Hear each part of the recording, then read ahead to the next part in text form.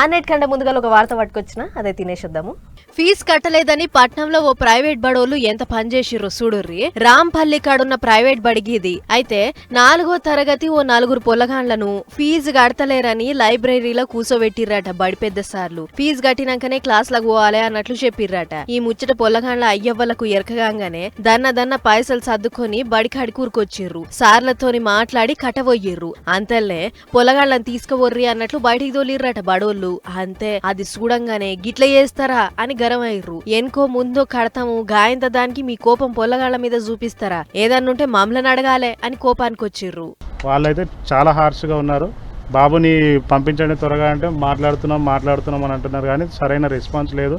And more over నేను మాట్లాడాల్సింది admin team. ఇక్కడ ట్రాన్స్పోర్ట్ టీం ఇన్వాల్వ్ అవుతారు, సెక్యూరిటీ టీం ఇన్వాల్వ్ అవుతారు, అందరు ఇన్వాల్వ్మెంట్ అవుతారు. అండ్ మెయిన్ రీజన్ ఏంటంటే బాబు ఫీజు కట్టలేదని మెయిన్ మోటోతోటి ఇప్పుడు బాబుని ఇక్కడ పెట్టడం జరిగింది లైబ్రరీలో. ఇప్పుడు నా కన్సర్న్ ఏంటంటే నేను ఫీజు కడతాను, తర్వాత నా బాబుకు ప్రొటెక్షన్ ఏంది గదన్నట్లు. ఫీజు గురించి అడిగితే అడ్మిన్ టీం అడుగుతుంది. నడమల గాల్లేంది బోర్డు పెత్తనం. బ్యాంకుకు టైంకు కిస్తీలు కట్టకుంటే పెనాల్టీ ఎట్లా పడుతుందో ఈ బళ్ళే కూడా ఫీజు టైంకు కట్టకుంటే పెనాల్టీ అట్లనే వేస్తారు. అసలు దునియాలో ఎక్కడ లేని రూల్స్ అన్ని గీ బళ్ళనే ఉన్నాయి. ఈ బడికో దండము, నా పిల్లగాల్ని నేను తోలుకపోతా, ఇంకొకడ రూపాయి ఎక్కువైనా సరే ఆడనే చదివించుకుంటా అని చెప్పుకొచ్చిండు. అయితే ఇంత అవుతున్నా కూడా బడిసార్లు అది కాదు ఇది కాదు అని బొంకుతున్నారట. మరి లోపల ఏమైందో ఏమో గాని ఫీజు ముచ్చట్ల బడి హాలత్ గిట్ల బయటపడ్డది. జర్ర ఇసొంటి బళ్ల మీద నజరయ్యుర్రి సారు అని ఒక తీరుగా అడుగుతుర్రు. ముచ్చట చూసిన తత్మ పొల్లగాళ్ళ అయ్యవ్వలు. చూడాలి మరిగా ఏం చేస్తారు.